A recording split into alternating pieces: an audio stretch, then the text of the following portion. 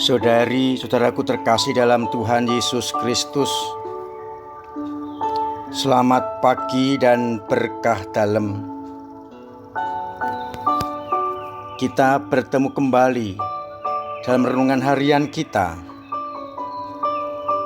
Jumat 20 Agustus 2021. Hari ini gereja memperingati Santo Bernardus Abbas, seorang pujangga gereja yang berjasa untuk membawa gereja kembali kepada kehidupan yang benar. Setelah ibunya meninggal, gaya hidup Bernardus berubah dan tidak beraturan. Namun kemudian ia membaharui cara hidupnya dan bersama beberapa temannya masuk biara pertapaan, hidup kontemplatif. Disitulah ia menemukan kehendak Allah dan ia membela gereja dari rongrongan bid'ah yang ingin merongrong gereja. Ia sungguh-sungguh memberikan dirinya untuk kehidupan gereja dengan tulisan-tulisannya yang memperkokoh gereja. Sampai sekarang tulisannya masih banyak dikenal oleh gereja. Kita bersyukur atas orang kudus ini dan mohon rahmat Tuhan agar kita dimampukan untuk setia dalam membela gereja.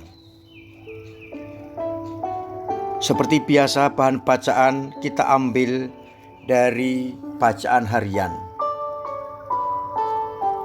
Kitab Rut dan Injil Matius. Dalam bacaan yang pertama dari Kitab Rut, digambarkan bagaimana Naomi pulang bersama-sama dengan Rut, menantunya, yang adalah orang asing, kembali tiba di Bethlehem. Dengan demikian kelihatan bahwa Naomi dan Rut ini dengan menantunya menjadi satu kembali dalam bilangan orang-orang terpilih. Sedangkan pada bacaan Injil, Yesus menegaskan kepada kita perintah yang utama, cinta kepada Allah dan cinta kepada sesama. Di atas kedua hukum itulah tergantung seluruh hukum Taurat dan kitab para nabi. Saudari-saudaraku terkasih dalam Kristus, bacaan Injil yang berbicara soal hukum utama sudah puluhan bahkan ratusan kali kita dengarkan. Hukum utama adalah mencintai Allah dengan segenap hati, dengan segenap jiwa, dan dengan segenap akal budi. Dan hukum kedua adalah kasihlah sama manusia seperti dirimu sendiri.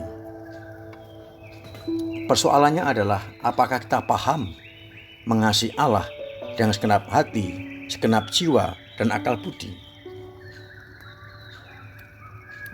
Kalau kita mau benar-benar melaksanakan hukum utama ini, yakni mengasihi Allah dengan segenap jiwa, hati, dan akal budi, kita harus benar-benar menjadikan diri kita ini perwujudan kehendak Allah. Maka pertanyaan yang sering muncul adalah, apakah hidup dan karya-karyaku ini benar-benar saya berikan kepada Allah? Apakah hidup dan karya-karyaku menunjukkan hidup sebagai anak-anak Allah? Ambil contoh, kalau saya mencintai orang tua saya, maka saya mencoba untuk menjaga, membawa nama baik orang tua dalam hidup saya. hidup saleh, hidup baik dan sebagainya untuk menghormati dan sebagai bentuk cinta saya kepada orang tua.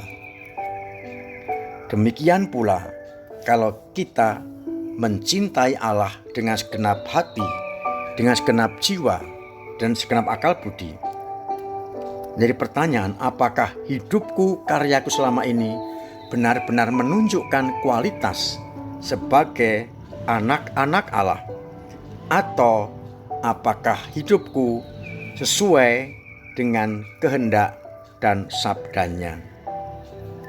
Mungkin kita sudah berikrar setiap hari, setiap minggu, berdoa, ibadat, tapi hidupku sehari-hari tidak menunjukkan kualitas sebagai anak-anak Allah, berarti kita belum mencintai Allah dengan segenap hati, segenap jiwa, dan akal budi.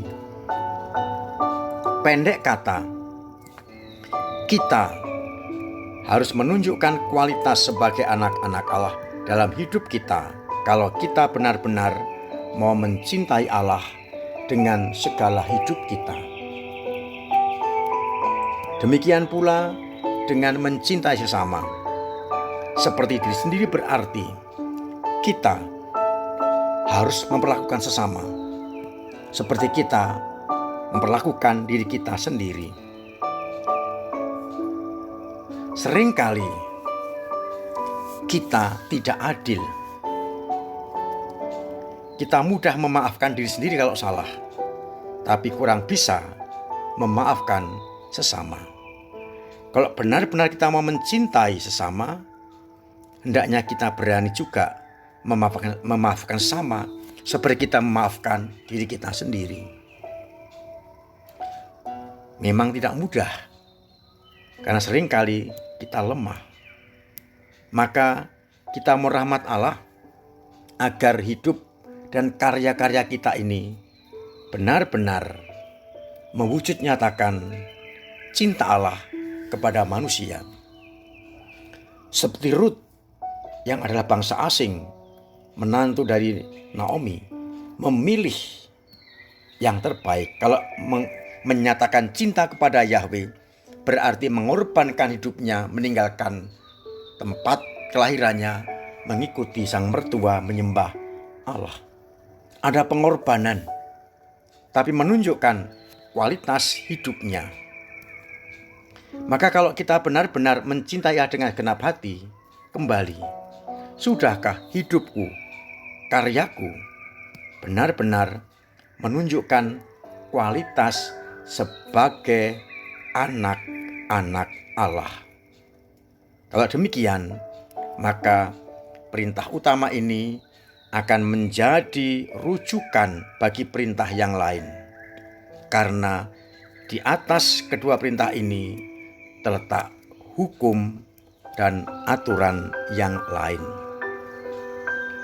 Artinya kalau kita benar-benar mencintai Allah dengan cara hidup kita sesuaikan dengan citra anak-anak Allah, maka boleh dipastikan yang lain akan ikut terjalani. Semoga kita benar-benar menjadi anak-anak Allah yang selalu mengutamakan kehendaknya, sabdanya, dan hidup kita merupakan perwujudan dari martabat sebagai anak-anak Allah itu. Semoga dengan demikian akhirnya banyak orang mengenal Kristus dan diselamatkan. Sekali lagi pertanyaannya, apakah hidupku, karyaku, dan tindakanku sungguh mencerminkan kehendak Allah? Itulah tandanya kalau kita benar-benar mengasihi Allah dengan segenap hati, dengan segenap jiwa, dan dengan segenap tenaga. Tuhan memberkati kita sekalian. Amin. Marilah berdoa. Bapa yang penuh kasih, seringkali kami menyatakan bahwa kami mencintai Engkau, namun hidup dan tingkah laku kami kurang sesuai. dengan apa yang kami imani. Dikuatkan oleh sabdamu pada pagi ini. Semoga kami mampu untuk menunjukkan cinta kami kepadamu dengan selalu hidup sesuai dengan kehendak-Mu. Bantulah kami untuk mewujudkannya, agar akhirnya seluruh hidup dan karya-karya kami menjadi pujian bagi nama-Mu. Dan semoga orang yang melihat hidup dan karya-karya kami akhirnya bertobat dan mengikuti Engkau sendiri. Kami masih berdoa untuk mereka yang isoman dan sakit akibat virus COVID-19. Semoga mereka segera Engkau sembuhkan, Engkau beri kekuatan dan boleh beraktivitas seperti sedia kala. Semoga orang-orang Kristiani mampu menunjukkan kualitas sebagai anak-anak-Mu yang merupakan bentuk mencintai Engkau di atas segala-galanya. Terpujilah Engkau kini dan sepanjang masa. Amin.